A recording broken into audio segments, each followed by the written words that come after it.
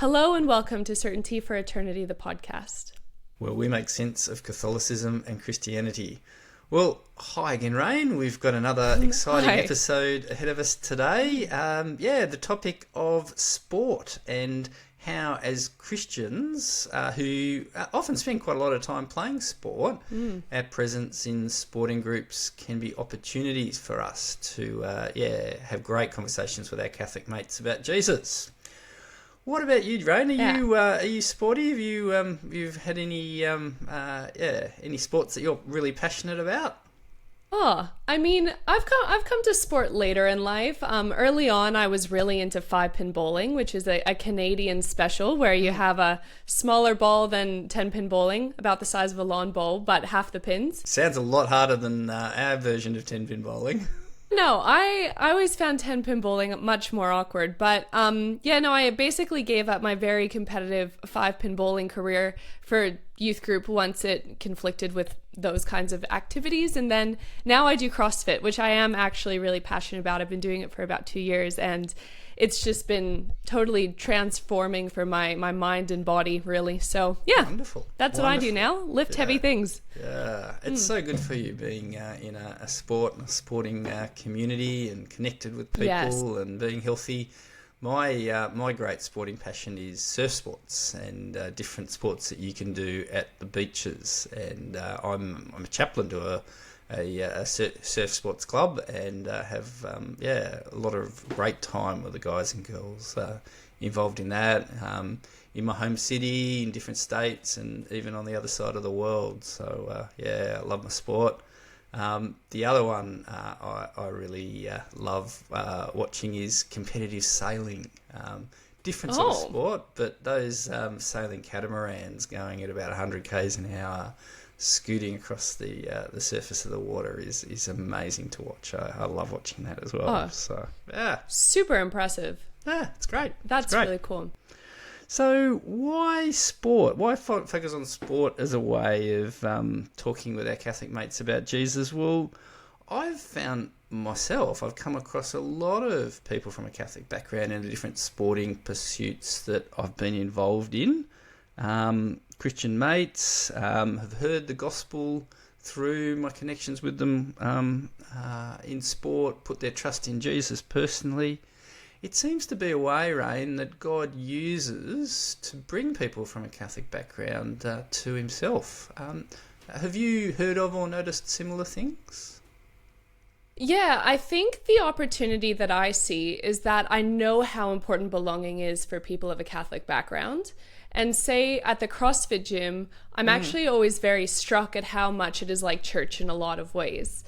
That there's something of a common goal of bettering yourself and doing hard things, and people are committed to that, and so they're kind of committed to each other, though perhaps not as deeply as when it's the gospel and the Holy Spirit that binds you together. But I think that church-esque experience in the community of it can be something where people build relationships and can feel really comfortable opening up. What does Apostle Paul say? Physical training is of some benefit, but training in godliness is of benefit for eternity. I think you're spot on, Rayne. We've talked earlier about the importance of belonging for Roman Catholics in how they see the world, and they see the Catholic Church as a sacrament of unity for the world, and it's a place where the world is called in Roman Catholicism to belong to God. So you belong to the Catholic Church in order to have a relationship through the Catholic Church with God. So that communal dimension, that God stuff is done in community, not individually, is quite important for Roman Catholics. So I find the way that affects things is that when you're with a group of mates, Catholics seem to be more comfortable talking about matters related to God than sometimes they might be just talking one-to-one. Religion can be something that's worked out more communally for Roman Catholics because of some of those reasons. There are, just reflecting on it over the years and why it does seem to be so easy to have great chats with Catholics about Jesus in sporting contexts. And I'll let you in on a secret. I'm a chaplain to a number of different sporting teams, and that's been an amazing opportunity for me to connect with Roman Catholics who might not connect with me as an Anglican minister. Being a chaplain in the local sports club is a great way to have great conversations about Jesus. But some of the reasons why I think it works really well is that, as we've said, Catholics belong to believe, and belonging to a club is kind of a step in that direction. Roman Catholicism is very, very focused on what you do. It's important to do the right things in order to have a right relationship with God. So in a sporting context, there's a big focus on what you do. You don't go to sport to have great theological conversations about deep matters, although you'd be surprised at the number of conversations like that I've had on the sporting field. But you go to do stuff, and the way you do stuff is a reflection of your character and your beliefs. So the way you play sport reveals stuff about who you are. And if Catholics are in tune at looking at the way people do stuff as a way of knowing and understanding God and making sense of the world, then our behaviour as Christians in a sporting context can actually prompt some really important and great conversations with our Catholic mates about Jesus. So that's a reason. The way that we play sport actually communicates stuff to people that we might not even realise. So that's the second reason. The third reason why I think chatting with Catholic mates in sporting contexts works so well is that there's an ongoing relationship. I've met very few Catholics, some, that have had one conversation with a Christian and understood the gospel and changed their life. One or two maybe in a lifetime. I've heard and been involved in hundreds of situations where Catholics over a period of months or often years in relationship with Christians have come to hear the gospel, understand it, put their faith in Jesus alone. So that ongoing relationship and that framework for a relationship that's going to last more than one conversation in a sporting context often can be really helpful for Catholics as they get their head around what we believe and kind of make sense of that inside of their whole worldview. That sort of thing doesn't usually happen overnight for Catholics. So the ongoing relationship's another reason.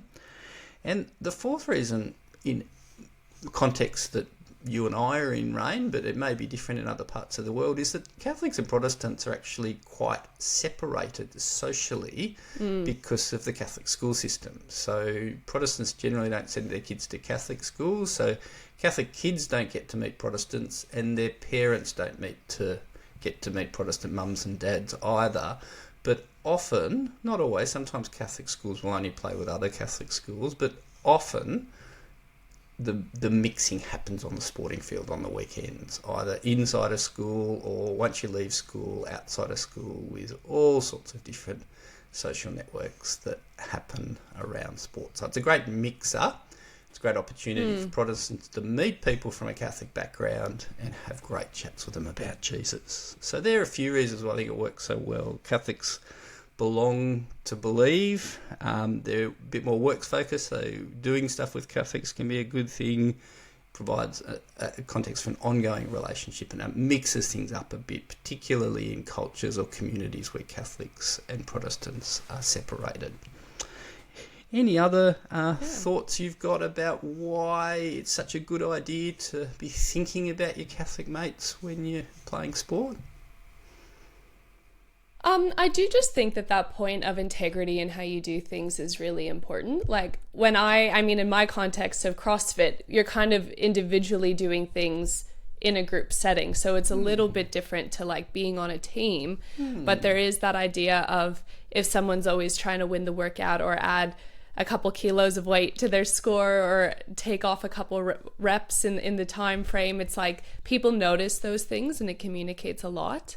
And I think, like you said as well, just being really patient and noticing the things that are different Like, I think the conversations I've often had, sometimes with people of a Catholic background, but also otherwise, is just people notice that you might not speak the same way that other people do, or there's a different level of care in the way that you approach the friendships and the relationships. And so I think that Christian integrity in the works-based thing, I've never thought of it quite clearly like that, but I think that's what I notice the most.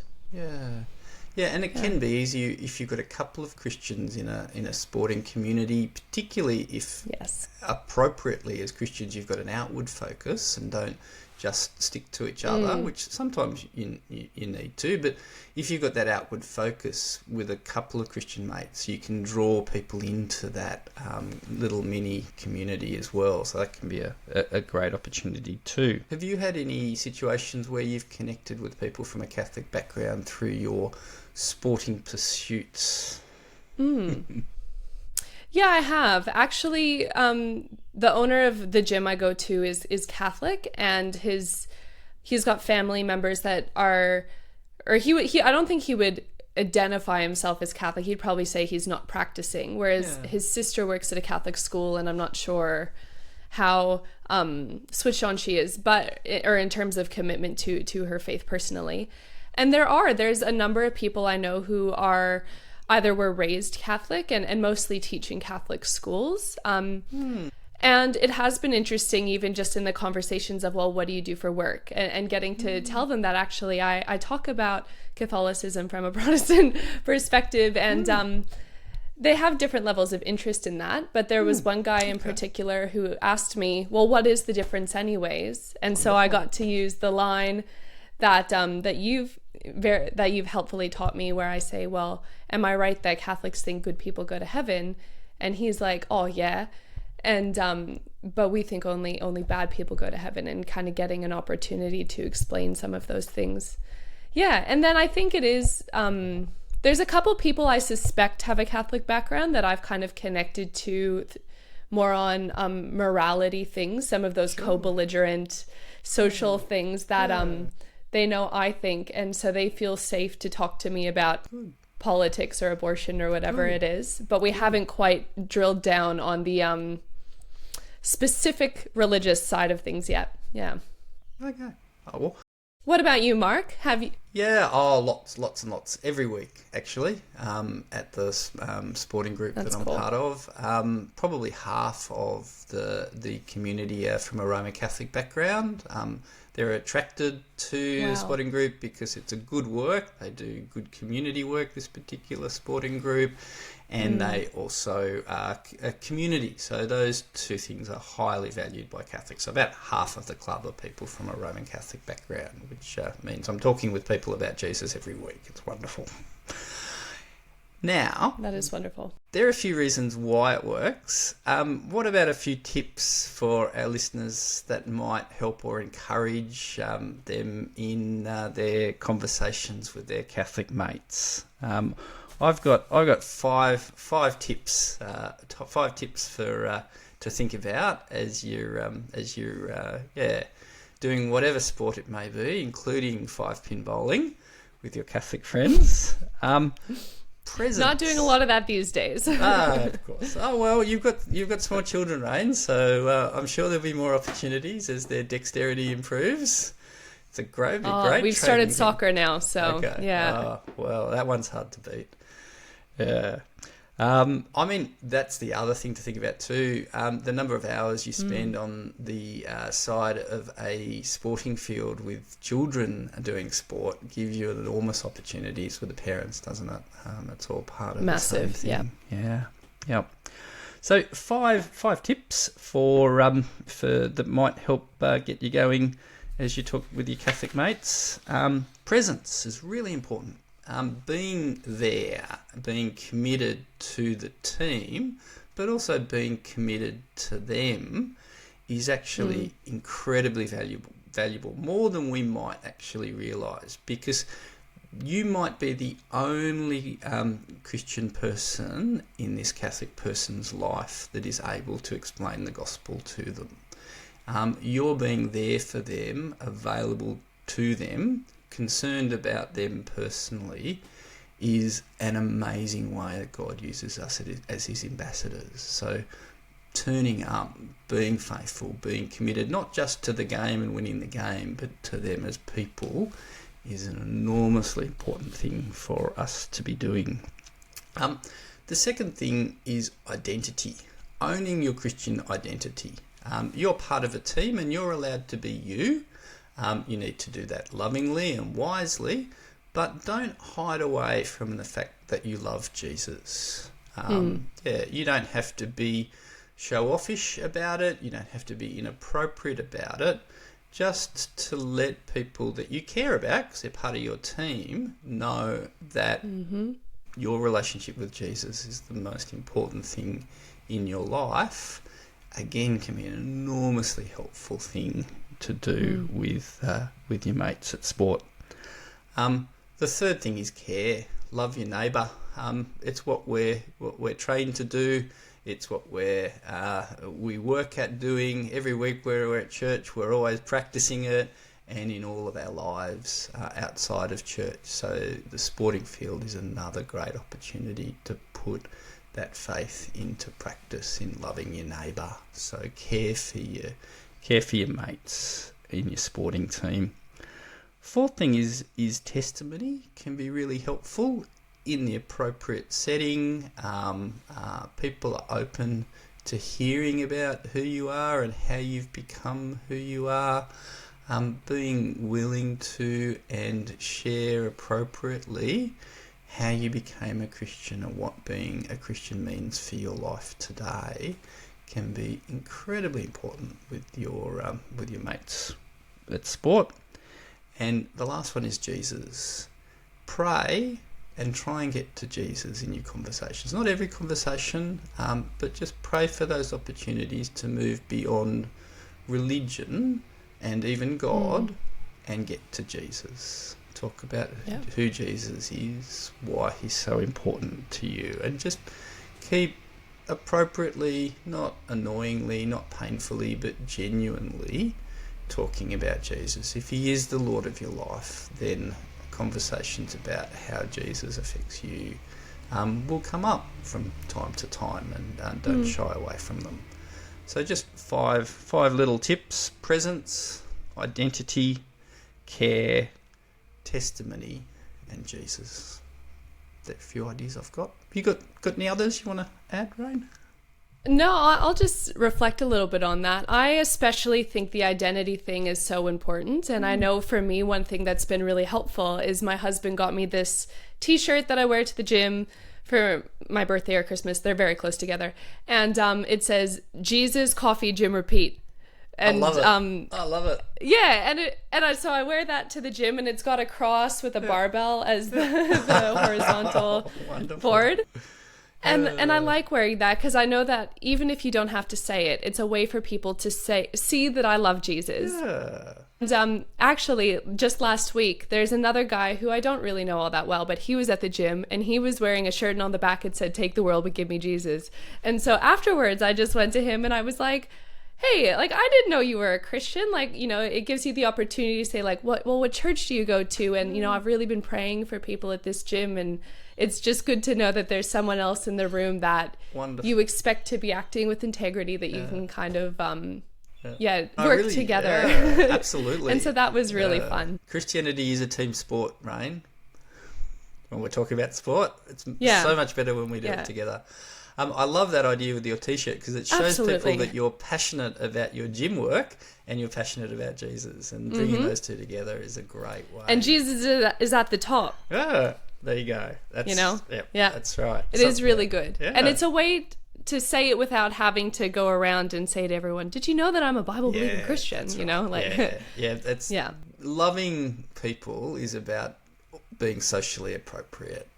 So that's challenging, and we'll make mistakes and we'll learn, and we're all kind of muck this stuff up from time to time, but God's bigger than that, and God's Spirit's behind you, backing you all the way, because that's what he wants. So you're never in it alone, but give it a go, pray about it, keep trying to be useful and helpful to your non-Christian friends around you.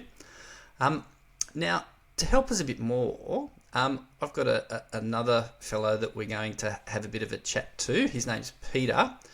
And Peter actually runs a ministry to help Christians involved in the sporting field, either as competitors or coaches, and just helps them to think through how they can be most helpful and most faithful to Jesus in a sporting context. So now we've got a special guest, Peter. Peter does a lot of work with men and women in the Christian space. But you're a passionate sports nut, Peter. What sports are you involved in, or do you love? Yeah, no, thanks for having me, guys. Oh, man, like I guess most Australians, I love a lot of sports. Whenever it comes on the telly, whenever the State of Origin's on, I'll be there and cheering. But personally, my favourite sport growing up and probably still to this day would be rugby union. I'm a big Brumbies fan. But as I'm getting older, the hits aren't quite as soft. So I've been enjoying a lot more surfing, which you just fall in water instead of onto another person. That can be pretty hard as well, though, Peter, depending on how fast you're surfing. Yeah. Bit softer than a big 5'8", though, perhaps. That's it. Yeah. Great. And that's not your only passion in life. You're really passionate about Jesus.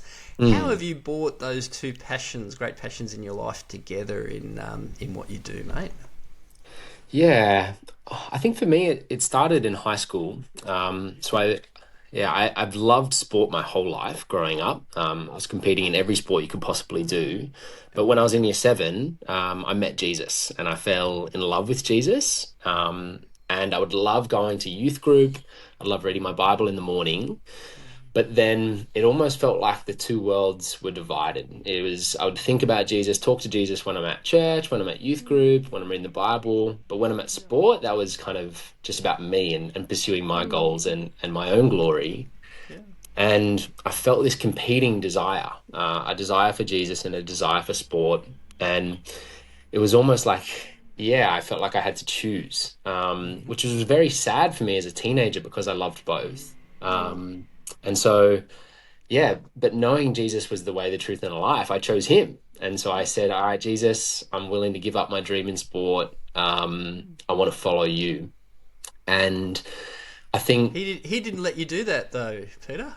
Exactly. And so it was honestly almost as soon as I prayed that prayer and surrendered it in my heart, he said, actually, Peter, I want to give you back sport, and I want to give you sport now, not only as something that you enjoy, but something that you enjoy with me and something that you can use to share my love and my light with all of your friends in sport. And so It started in a really small way. It was just, God asking me to pray for my team in my heart, in my own bedroom. And it's not a huge thing, but it was a complete mind shift change. To going, actually, sport is about me being able to share the good news with my friends. And then it's kind of carried on there to the point today where I get to serve God in sport 24/7. And it's such a joy to be able to share the good news of Jesus with people who love sport as well. So what does that ministry that you're doing look like day to day? So it's called 360 Sports. It's a ministry in Australia, but it's a part of a global sports ministry called the Fellowship of Christian Athletes. And our real desire and heart, mission and vision is to see every coach and athlete, everyone involved in sport, come into a growing relationship with Jesus and his church. And so it's about discipleship, really. It's about meeting people in their space, which is sport, whether that's professional all the way down to grassroots social sport, and bringing Jesus with us into those environments. And so I'm training a bunch of teenagers to be able to start Christian huddles in their sports clubs, in their schools. We run sports camps where we combine faith and sport together. We have a mentoring program. We have a coaching course. But ultimately it's about making disciples in the world of sport. Wonderful. Fantastic. And great to hear the way that God's worked in your life to get you there. In that that ministry, have you seen God use you to help anyone from a Catholic background? Because we've been talking a bit about how many Christians will often connect with Catholics in the sporting context where they might not normally connect with them otherwise. Oh, totally. I mean, if there's one thing that Catholics are good at, it's sport. You only have to look at the Catholic schools in Sydney to know that they are exceptionally good at sport, particularly rugby. But no, yeah, amazingly, within the last 12 months, God has brought a young man into my life. I call him Mike. And Mike grew up in the Catholic schooling system, in and around the Catholic Church at times. But yeah, I've been able to become friends with him. And funnily enough, the first time we met, I actually took him to an AFL game just to watch. And it was an amazing kind of initiator for friendship around sport. And yeah, to share a little bit of the story from there, I could see in his heart a longing for God. And he had just moved to our area in Queanbeyan, just outside Canberra. And so I said, oh, like, have you ever been to a church? Have you ever been to a mass before? And he said that he had tried them out before and said that he'd be really keen to come along with me. And so he came along for a couple of weeks. He came along to our small group Bible study for a couple of weeks. But what did he like and what didn't he like? Yeah, no, good question.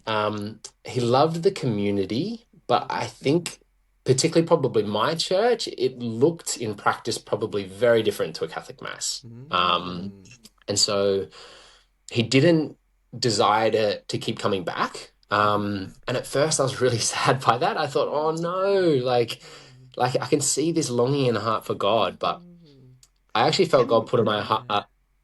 Oh, sorry? It can be a big thing for people from a Catholic background to go to a church that's not the Catholic Church. Totally. It's often a big deal for a lot of Catholics I've got to know over the years. But thankfully, just in prayer, I felt God really highlight, hey, this young man does have a heart for me, and I want you to keep committing to sharing that with him. But you might just have to think of a different way besides bringing him to church or a small group. So I invited him out to lunch, and I just asked him, do you have any questions about God? What's been your experience? What's been your journey with learning and knowing God? And he shared really openly, and we talked about hearing the voice of God and how do we know what's God's voice and what's not. And I got to share personally about how, we can hear God's voice most clearly and see it most clearly in the Bible, how he's spoken to us through all of history. And if we really want to know God, then we can know him in his word.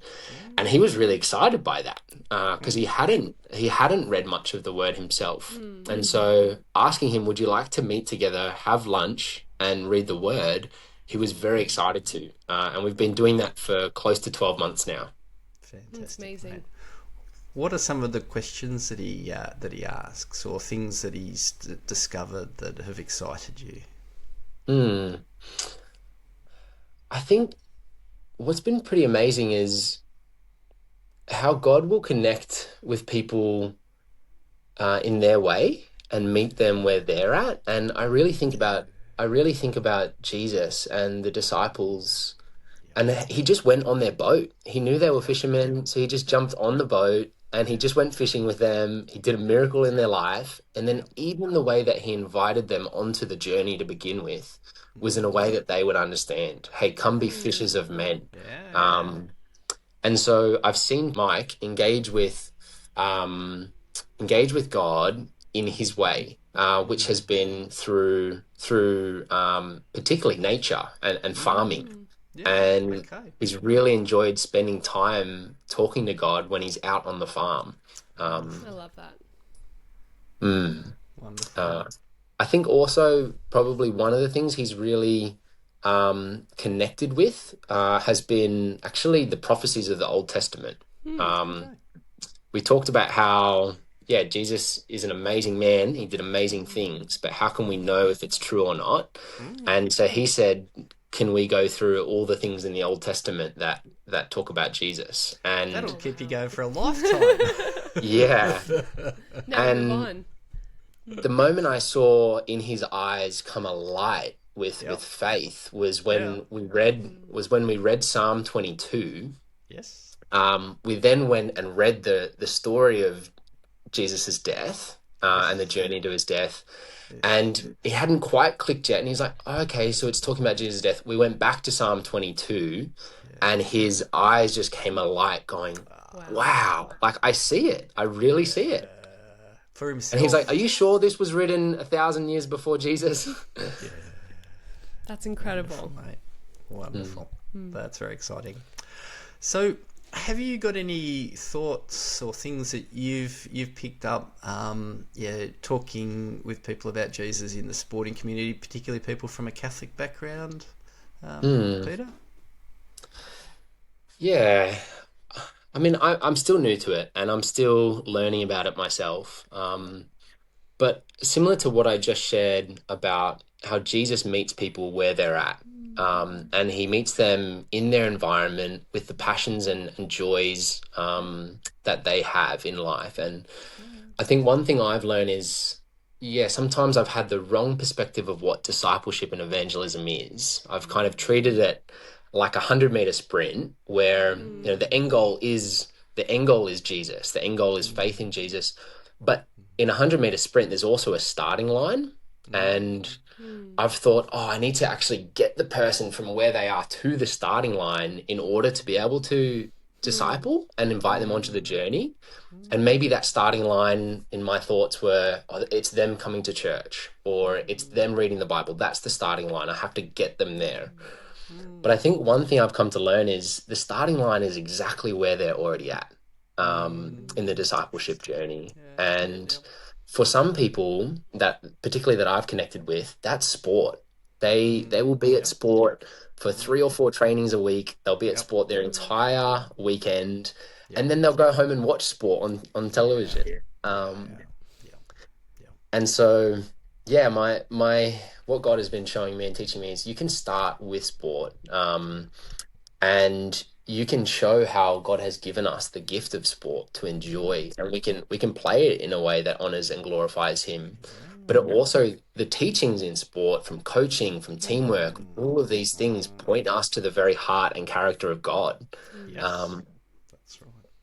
and so one of the cool things that we have is a sports Bible and an athlete's and coach's Bible, and they have devotions written by sports people Yep. that help you to think about applying God's word into sport. And so having been in a huddle in an AFL scene last year, I saw the way that people who didn't have faith yet began to apply the word of God into their sporting life, in terms of looking after teammates, not judging people, Cool. respecting your coach and things like that.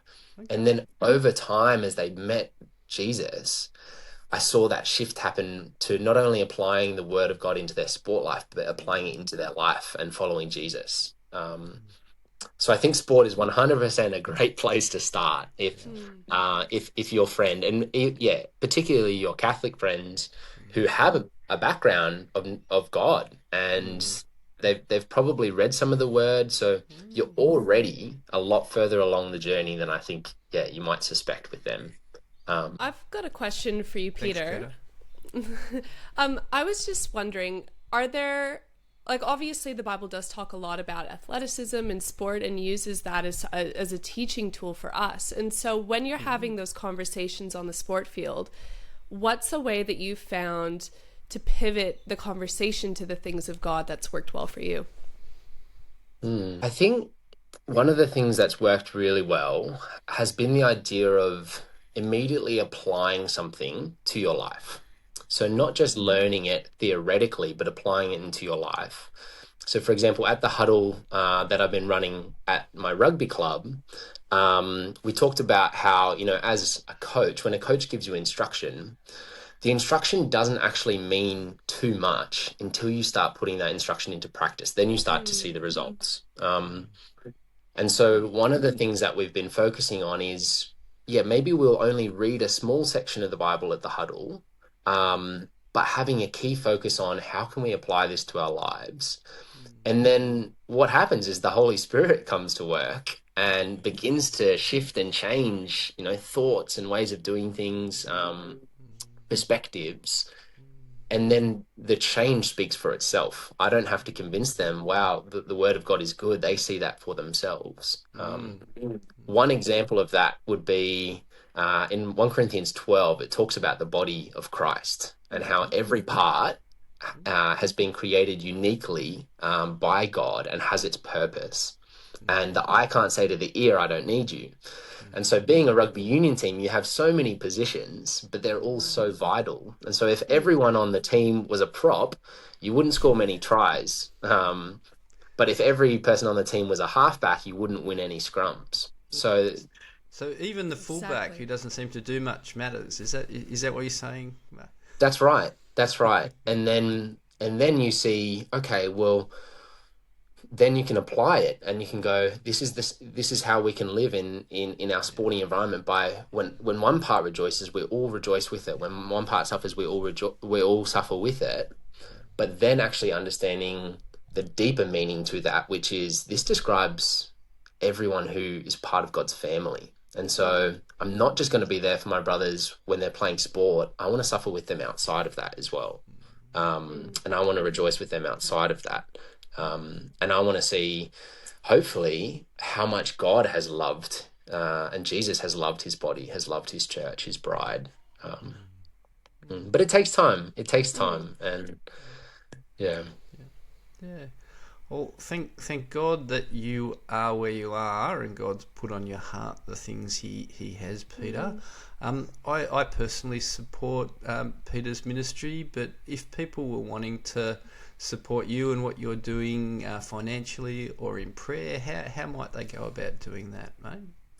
Yeah, no, thanks for asking. And thank you, Mark. It's been such a privilege to have you supporting me and to get to share together and learn from each other, and all that you're doing in the world of surf lifesaving and chaplaincy has been amazing to hear. So thank you for sharing that with me. Teamwork, mate.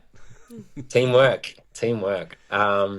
The best way to get in contact with us and to learn more about the ministry, perhaps to get in contact with myself and to hear more about the vision of it, would be to go to our website. So it's fca360sports.au, and you'll be able to learn about all the different programs and ministry things we've got going on. I think go to the website. Check that out. We've got many events running this year across Australia, so you can look out for some of those events to see what we're doing in person as well. Wonderful. And we'll pop a link to that in the description at the bottom of the video as well, mate. So thank you once again for your time and your passions, both your sporting passion, but particularly your passion for Jesus and the way that God's using that for a really important bunch of guys and girls in our world that might not otherwise have an opportunity to hear the gospel. So good on you, brother, and God bless you. Yeah. Thanks, guys. It's been such a joy. So much fun. Thank you. Bye. Thanks, Peter. Oh, that was terrific hearing from Peter. I hope everyone's encouraged and gets lots of good ideas next time they're at the sporting field. What are we looking at next week, Rayne? Next week, Mark, I'm really keen. We're talking about how do miracles function in Catholicism? What role do they play? How are they viewed? And I'm really keen because I just think when I've seen some of my Catholic friends with the way they talk about like Eucharistic miracles or these kinds of things, they have a lot of intrigue and enthusiasm about it. So I'm very interested to learn more. It'd be a big thing for people in the Catholic background. So good for us to understand how that works. Great. I'll absolutely. See you next time, Rayne. Have a great week and enjoy your CrossFit. Making me feel a bit inadequate now. I'll have to work out a bit more. See you next time, Rayne. See you next time.